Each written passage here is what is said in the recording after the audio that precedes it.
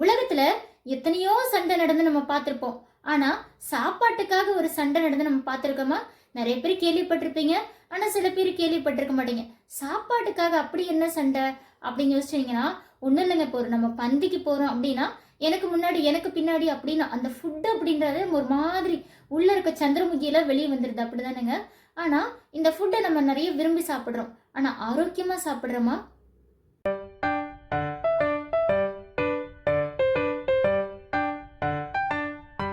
Hi!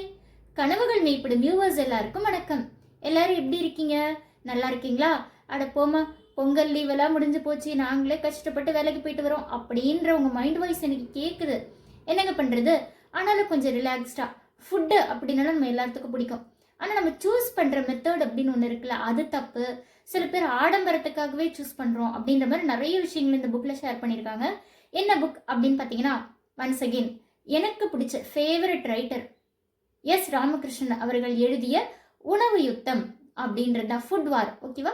So இதை படிக்கும்போது எனக்கு என்ன தோணுச்சுன்னா, அட கடவுளே, நம்ம விரும்பி சாப்பிட்ற இத்தனை ஃபுட்ல இத்தனை விஷயம்லாம் இருக்கா அப்படின்னு சொல்லிட்டு, அதுவும் எனக்கு ஃபர்ஸ்ட் டைட்டிலை பார்த்து தாங்க இந்த புக்கை நான் சூஸ் பண்ணேன். பாயசம் கசக்கிறதா, உயிர் குடிக்கும் டீ, கடவுளும் காஃபியும், இந்த மாதிரி நிறைய விஷயம் அந்த டைட்டிலை பார்த்து நான் அட்ராக்ட் ஆகி, இட்லி சாப்பிடத்தான் லாக்கி அந்த மாதிரிலாம் போட்டிருந்ததா, என்னதான் இருக்கும் அப்படின்னு எடுத்து படிக்கும்போது எனக்கு ஒரு மாதிரி பகீர்னு இருந்ததுங்க. அதுக்கப்புறம் எந்த ஃபுட்டை பார்த்தாலுமே பயமா இருந்துச்சு. ஸோ இதில் எப்படி சொல்லியிருக்காருன்னா, ஒவ்வொரு ஃபுட்டு ஹிஸ்ட்ரி சொல்லியிருக்காரு. ப்ளஸ் எப்படி இந்த ஃபுட்டெல்லாம் வந்து விவசாயிகளுக்கு எதிராக மாறுது, நமக்கு எதிராக மாறுது அப்படின்ற மாதிரி நிறைய விஷயங்கள் சொல்லியிருக்காரு. ஃபார் எக்ஸாம்பிள் நான் சில டாபிக்ஸ் உங்க கூட ஷேர் பண்ணிக்கிறேன். ஓட்ஸ் அரசியல் அப்படின்னு சொல்லிட்டு, இப்போ ஓட்ஸ் அப்படின்றது நம்ம எல்லாருமே நிறைய பேர் குடிக்கிறாங்க. ஏன்னு கேட்டால் வெயிட் குறையும் அப்படின்னு சொல்லிட்டு. ஓட்ஸ் அப்படின்றது என்னது அப்படின்னு பார்த்தீங்கன்னா, இது எப்படின்னா மேற்கத்திய நாடுகள்ல இருந்தா நமக்கு வந்தது. என்ன அப்படின்னு பார்த்தீங்கன்னா, இந்த ஸ்காட்லாந்து, இங்கிலாந்துலலாம் பார்த்தீங்கன்னா, இது வந்து குதிரைக்கு அளிக்கப்படுற ஒரு உணவாக தான் இருந்தது. அது மட்டும் இல்லாமல் ரொம்ப அடித்தட்டு மக்கள் அப்படி சாப்பிட்ற உணவாக தான் இருந்துச்சு. இது எப்படின்னா உஷ்ணமான பகுதியில் நம்ம சாப்பிடுவாங்க. குளிர் பிரதேசத்தில் குளிர் பிரதேசத்தில் உஷ்ணம் ஏறுறதுக்காக இதை சாப்பிடுவாங்க. ஆனால் நம்ம என்ன பண்ணிட்டோம், ஸ்டைல் அப்படின்னு சொல்லிட்டு நம்ம இந்தியாவுக்கு இந்த உணவு அறிமுகமாகவே இல்லைங்க. ஆனால் காலப்போக்கில் மேற்கத்திய நாடுகள்லேருந்து பன்னாட்டு நிறுவனங்கள்லாம் என்ன பண்ணாங்கன்னா, ஓட்ஸ் எடுத்துகிட்டு வந்து நம்ம நாட்டுக்கு கொடுத்தாங்க. நம்ம நாட்டு மக்கள் ஈஸியாக அதெல்லாம் எடுத்துக்க மாட்டாங்கல்ல. அரிசி கோதுமைக்கு பழக்கப்பட்ட நாம அந்த ஃபுட்டை நம்ம எடுத்துக்கல. அதனால அவங்க என்ன பண்ணாங்க, சரி நீங்கள் எல்லாருமே வேலைக்கு போகிறீங்க, அதனால 3 மினிட்ஸில் ஒரு ஃபுட்டு ரெடி ஆகணும் அப்படின்னா ஓட்ஸ் தான், அது உங்களுக்கு ஹெல்த்தியாக இருக்கும், லோ கேலரி, அந்த மாதிரி நிறைய விஷயங்கள் சொல்லி ஆடெல்லாம் கொடுத்தாங்க. அது மட்டும் இல்லாமல் நம்ம மக்களுக்கு எப்படி இந்தியாவில் அதை ஸ்ப்ரெட் பண்ணுறது அப்படின்னா, நிறைய கேம்ஸு அந்த மாதிரி வச்சு ஃப்ரீயாலாம் கொடுத்து பார்த்தாங்க. அப்போ செட் ஆகலைங்க. ஏன்னா நம்ம வந்து அது எப்படி ஓட்ஸ் குடிப்பாங்கன்னா, இந்த ஜில்லுன்னு இருக்க கோல்டு பாலில் வந்து கலந்து குடிப்பாங்க. ஆனால் நம்ம மக்களுக்கு இந்தியாவுக்கு அதெல்லாம் பிடிக்காதுல, அது முக்கியமாக வில்லேஜ் பீப்புளுக்குலாம். அதனால மாற்றி அமைச்சாங்க. எப்படின்னா சூடான பாலில் ஓட்ஸ் கலந்து குடிக்கிற மாதிரி. ஸோ அதுக்கப்புறம் நிறைய ஆடெல்லாம் கொடுத்து மக்கள் வந்து இது ஓகே 10 மினிட்ஸ்க்குள்ளே நம்ம ரெடி ஆகிட்டு ஒன்று குடிச்சிட்டு போகிறோம், பசி கட்டுது அப்படின்னு சொல்லிட்டு தாங்க இந்த ஓட்ஸ் அப்படின்ற ஒரு விஷயம் வந்து நமக்கு ரொம்ப ஃபேமஸ் ஆச்சு. அது மட்டும் இல்லாமல் ஓட்ஸ் அப்படின்றதுக்கு காடைக்கண்ணி அப்படின்ற தமிழ் பேரும் அழகாக இருக்குது அப்படின்ற ஒரு விஷயத்த சொல்லியிருக்காரு. அதே மாதிரி இன்னொரு விஷயம் என்னன்னா, உயிர் குடிக்கும் டீ அப்படின்ற இதில் சொல்லியிருப்பாரு. டீ அப்படின்றது எப்படி உருவாச்சு அப்படின்னா, ஒரு கதை இருக்கு. சீன மன்னர் ஒருத்தர் வந்து மரத்துக்கடியில் உட்காந்து தண்ணி காய்ச்சிட்டு இருந்தாரு. தண்ணி கொதிக்க வச்சுட்டு இருக்கும்போது அந்த தேயிலை செடியிலேருந்து ஒரு இலை வந்து அதுலேருந்து விழுந்துருச்சு. ஸோ அப்படி விழும்போது அது மனம் மாறுச்சு, அதோட டேஸ்ட் மாறுச்சு. ஓகே அப்படின்னு சொல்லிட்டு தான் இந்த தேயிலை அப்படின்னு ஒரு விஷயம் இருக்குன்னு கண்டுபிடிச்சாங்க சீனாவில். அது மட்டும் இல்லாமல் இதை வந்து ஃபஸ்ட்டு குடிக்கிறதுக்குலாம் யூஸ் பண்ணுவாங்க, ஒரு மருந்து பொருளாக தான் யூஸ் பண்ணிட்டு இருந்தாங்க. அப்புறம் தான் இந்த டீ அப்படின்ற ஒரு விஷயம் வந்து ரொம்ப நல்லா இருக்கு அப்படின்னு சொல்லிட்டு கொஞ்சம் கொஞ்சமாக ஸ்ப்ரெட் ஆக ஆரம்பிச்சது. ஆனால் இந்த டீயில் வந்து பார்த்தீங்கன்னா பியோர் டீ, முன்னாடியெல்லாம் க்ரீன் டீ, இஞ்சி டீ அப்படிலாம் இருந்தது. ஆனால் இப்போ வந்து பியோர் டீயே கிடைக்கிறது இல்லை. அதில் வந்து பார்த்தீங்கன்னா இந்த மரத்தூள், அப்புறம் குதிரை சாணம், அந்த மற்ற வேற என்னென்னமோ கலக்கிறாங்க, புளிக்கொட்டை வறுத்தது, அது தூளாக்கப்பட்டது, பேரிச்சம்பளம் கொட்டை அதெல்லாம் கலக்கிறாங்க அப்படின்னு சொல்லும்போது ஐயையோ அப்படின்ற மாதிரி இருந்துச்சு. அதுக்காக அவர் டீயை குடிக்க வேணான்னு சொல்லலை, அளவுக்கு அதிகமாக எடுத்துக்க வேணாம் அப்படின்னு தான் வந்து சொல்லியிருக்காரு. அது மட்டும் இல்லாமல் இந்த டீ அப்படின்ற ஒரு விஷயம் வந்து நம்ம ஆசையாக குடிச்சிடும். இதனால எத்தனை பேர் விவசாயிகள் அடிமையாக இருக்காங்க அப்படின்றது தாங்க. ஏகப்பட்ட ஆட்ஸ் எல்லாம் கொடுத்து கொடுத்து கொடுத்து உண்மையான விவசாயிகளுக்கு வர வேண்டிய லாபம் வரல அப்படின்ற மாதிரி சொல்லியிருந்தாரு. அடுத்து நெக்ஸ்ட் பார்த்தீங்கன்னா இந்த கேக்கு, இதெல்லாம் ரொம்ப ஆடம்பரமான விஷயம். நம்மலாம் பார்த்தீங்கன்னா பர்த்டே பர்த்டே அப்படின்ற ஒரு விஷயமே முன்னாடிலாம் செலிப்ரேட் பண்ணிட்டு இருக்க மாட்டாங்க. இதெல்லாம் வெஸ்டர்ன் கல்ச்சர் தான் பர்த்டே செலிப்ரேட் பண்ணுறது அப்படின்னு. அதில் பார்த்தீங்கன்னா இந்த ஹாப்பி பர்த்டே சாங் வந்து 1893 குட் மார்னிங் டு ஆல் அப்படின்னு தான் இருந்துச்சு. அதுக்கப்புறம் தான் ஹாப்பி பர்த்டே சாங்னு ஒன்று வந்ததுன்னு சொல்லியிருப்பாரு. அதே மாதிரி மெழுகுவர்த்தி அணைக்கிற கல்ச்சர் இது எங்கேருந்துடா வந்தது அப்படின்னா, இதுவும் மேலை நாடுகள். அவங்க என்ன நினைக்கிறாங்கன்னா, மெழுகுவர்த்தி அணைச்சா வந்து பழசெல்லாம் போயிடுது, புதுசாக ஒரு தீபம் ஏற்றணும், வாழ்வில் ஒளி வரணும் அப்படின்ட்டு. நம்ம நாட்டு கல்ச்சர் எப்பயுமே தீபத்தை ஏற்றி தானே பழக்கம், தீபத்தை அணைச்சி பழக்கம் இல்லையே, இது என்ன புதுசாக இருக்குது அப்படின்னு சொல்லி. அதே மாதிரி கேக்குக்காக மனுஷங்க செலவு பண்ணுறது ரொம்ப ரொம்ப ரொம்ப அதிகம். இதனால வந்து இதில் கலக்கப்படுற ரசாயனம்லாம் வந்து ரொம்ப டேஞ்சர் அப்படின்னு சொல்லியிருக்காரு. அதே மாதிரி கேக்கு, அந்த மாதிரி இந்த கிஃப்ட் வாங்குறது, அதே மாதிரி உணவுப் பொருள் இதுக்கு தான் இவ்வளோ செலவு பண்ணுறாங்க. 6000 ரூபாய் 7000 ரூபாய் அப்படின்னு ஹோட்டலுக்கு ஒரு அடித்தட்டு மக்கள் வாங்குற சம்பளம் தான், ஒரு மாதத்துக்கான சம்பளம் தான் இது அப்படின்னு சொல்லியிருக்காரு. அதுக்கப்புறம் தியேட்டரும் பாப்கார்னும் அப்படின்னு இது ரொம்ப அழகாக சொல்லியிருப்பாருங்க. திருவிளையாடலில் வந்து தர்மி சிவன் கிட்ட சில கொஷின்ஸ் கேட்பாங்க. கேட்க தவறிய கேள்விகள் அப்படின்னு சொல்லிட்டு சிலது எடுத்துக்கினா பிரிக்க முடியாதது, தேட்டரும் பாப்கார்னும், அந்த மாதிரி நிறைய விஷயங்கள் அவர் சொல்லியிருப்பாரு.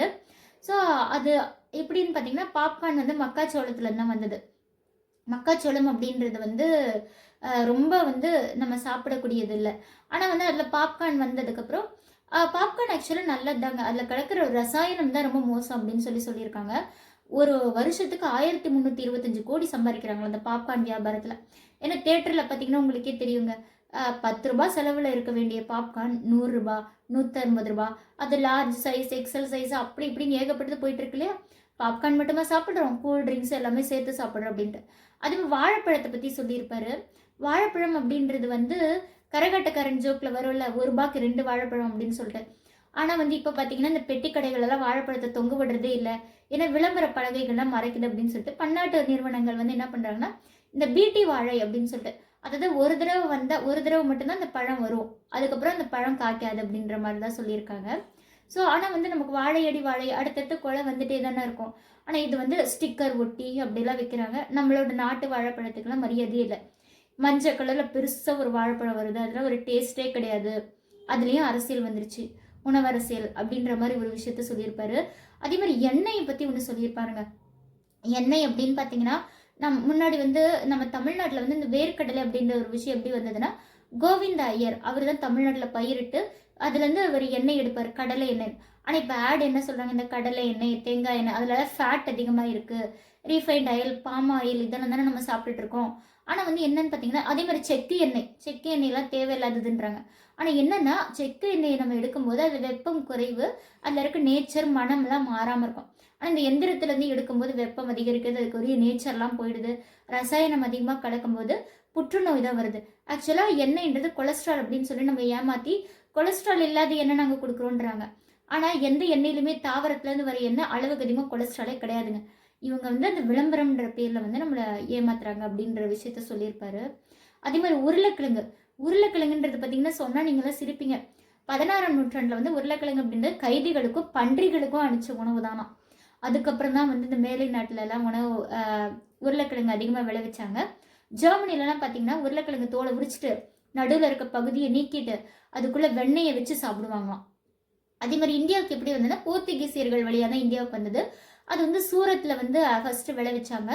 அப்புறம் பார்த்தீங்கன்னா வந்து இது வந்து எப்படி மாறிச்சு அப்படின்னு பார்த்தீங்கன்னா, உருளைக்கிழங்கு நல்லது தான், விட்டமின்ஸ் எல்லாம். ஆனால் நம்ம என்ன பண்ணோம், அதில் சிப்ஸ் போடுறது, வேறு ஃப்ரெஞ்ச் ஃப்ரைஸ் அது இதுன்னு போட்டு தேவையில்லாத ஃபேட் வருது. இன்னும் சொல்லப்போனால் சிப்ஸ் எல்லாம் பார்த்தீங்கன்னா அதிர்ச்சியாக இருக்கும். குழந்தைங்க ஒரு வருஷத்துக்கு 16 கிலோ சிப்ஸ் சாப்பிட்றாங்க அப்படின்னு ஒரு இது கொடுத்துருக்காங்க. அதே மாதிரி ஒலிவியா அப்படின்ற நாட்டில் ஒரு வருஷத்துக்கு 90 கிலோ சராசரி மனிதன் சாப்பிட்றான் அப்படின்னு சொல்லி போட்டிருக்காங்க. ஸோ இந்த மாதிரி சுவாரஸ்யமாக நிறைய விஷயம் இருக்குது. அதே மாதிரி வந்து இதை பற்றி சொல்லியிருப்பாங்க, என்ன அப்படின்னா ஆம்லேட் உருவான கதை சொல்லியிருப்பாங்க, எப்படி இந்தியாவுக்கு ஆம்லேட் வந்தது அப்படின்னு சொல்லிட்டு. காஃபியும் கடவுளும், கந்தசாமி பிள்ளை வந்து கடவுள் வந்து பூமி கூட்டு வந்தப்போ கூட காஃபி தான் கொடுத்துருப்பாங்க அப்படின்ற மாதிரி சொல்லியிருப்பாங்க. காஃபி அப்படின்ற எப்படி வந்ததுன்னா, பாபா பூதன் அப்படின்னு ஒருத்தர் அரேபியாவிலேருந்து மறைச்சு, ஏன்னா அரேபியாவில் விளைவிச்ச காஃபி கொட்டை யாருக்குமே காட்டாமல் வச்சுட்டு இருந்தாங்க. இவர் என்ன பண்ணாருன்னா, அவரோட வேட்டியில் ஒரு 7 காஃபி கொட்டையை எடுத்துகிட்டு வந்து இந்தியாவில் விளைவிச்சு காஃபி கொடுத்தாங்க. ஆனால் இப்போ காஃபின்றது ஆடம்பர பொருளாகிடுச்சுங்க. எப்படின்னா, ஒரு காஃபி வந்து பெரிய பெரிய 5 ஸ்டார் ஹோட்டல்லாம் பார்த்தீங்கன்னா உங்களுக்கே தெரியும் எவ்வளோ ரேட்டு போயிட்டுருக்குன்னு. அது இப்போ சிக்கரி கலக்க ஆரம்பிச்சிட்டாங்க 40%. அந்த கசப்புக்கு நாமளும் பழகிட்டோம். டீயை விட காஃபி தான் அதிகமாக குடிக்கிறாங்க. என்னென்னா காஃபி குடித்தா ஒரு ரிச் பீப்புள் அப்படின்ற மாதிரி ஒரு விஷயம் வந்து கிரியேட் ஆயிருக்கு.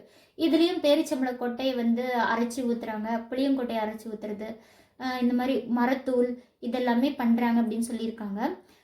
நீங்கள் கேட்கலாம், இப்படி பார்த்தா எல்லா ஃபுட்லேயும் தானே கலக்குறாங்க அப்படின்னு சொல்லிட்டு.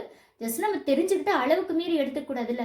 இன்னொரு ஒரு விஷயம் சொல்லியிருந்தாங்க, மேலை தட்டு அதாவது ரிச் பீப்புள் இருக்காங்கல்ல, அவங்க வந்து பார்த்தீங்கன்னா எந்த ஃபுட் அவங்களுக்கு எது வேணுமோ எது ஆடம்பரமாக இருக்கோ அதை எடுத்துக்கிறாங்க. அதே மாதிரி அடித்தட்டு மக்கள் ரொம்ப புவர் பீப்புள் வந்து அவங்க காசுக்கு என்ன வேணுமோ அதான் வாங்கி சாப்பிட்றாங்க. ஆனால் இந்த மிடில் கிளாஸ் பீப்புள் தாங்க ஆட் எல்லாமே டார்கெட் பண்ணுறாங்க பன்னாட்டு நிறுவனங்கள்லாம். ஏன்னா மிடில் கிளாஸ் பீப்புள் ஆகிய நம்ம தான் என்ன பண்ணுறோன்னா எது கிடைச்சாலும் வாங்கி சாப்பிட்றது, புதுசாக எதாவது மார்க்கெட்டுக்கு வந்து அதை ட்ரை பண்ணுறது. அதே மாதிரி ஹாஸ்பிட்டல்ஸ்க்கு அதிகமாக போகிறது மிடில் கிளாஸ் பீப்புள் தான் அப்படின்னு சொல்லியிருக்காங்க. ஸோ இந்த மாதிரி உணவு யுத்தம் அப்படின்னு நம்ம பாரம்பரிய உணவாக இருக்கட்டும், விவசாயிகளாக இருக்கட்டும் ரொம்ப பாதிக்கப்படுறாங்க அப்படின்னு சொல்லியிருக்காங்க. அந்த காலத்துலலாம் பார்த்தீங்கன்னா சக்கரை பொங்கல் இதெல்லாம் தான் உணவு. சக்கரை பொங்கல், கொழுக்கட்டை, அதிரசம் சோழ நாட்டிலலாம் அதுதான் இருந்ததுன்னு சொல்கிறாங்க. ஆனால் இப்போ நம்ம அதெல்லாம் மதிக்கிறோமா அப்படின்னு கேட்டால் கடலை மிட்டாய், முறுக்கு இதெல்லாம் நம்ம கண்டுக்கிறதே இல்லை. ஸோ அந்த மாதிரி கொஞ்சம் பாரம்பரிய ஃபுட்டெல்லாம் கூட நம்ம எடுத்துகிட்டு அதுக்கு மரியாதை கொடுக்கலாம் அப்படின்ற மாதிரி சொல்லியிருக்காங்க. அது மாதிரி இந்த இலவச உணவு அப்படின்றது விஜயநகர பேரரசு தாங்க நமக்கு முத இன்ட்ரடியூஸ் பண்ணியிருக்காங்களாம். ஸோ இந்த மாதிரி நிறைய விஷயங்கள் சொல்லியிருக்காங்க. நல்லா படித்து பாருங்கள். படித்து பார்த்துட்டு நான் இதில் சொல்ல மறந்த விஷயங்கள் இதில் 40 கட்டுரை இருக்குது. நான் 10 கூட ஷேர் பண்ணியிருக்க மாட்டேன். ஸோ படித்து பார்த்துட்டு எப்படி இருந்ததுன்னு எனக்கு மறக்காமல் சொல்லுங்கள். ஸோ இந்த வீடியோ பிடிச்சிருந்தா மறக்காமல் லைக் பண்ணுங்கள், கமெண்ட் பண்ணுங்கள், ஷேர் பண்ணுங்கள் அண்ட் மறக்காமல் சப்ஸ்கிரைப் பண்ணி எனக்கு சப்போர்ட் பண்ணுங்கள். தேங்க்யூ.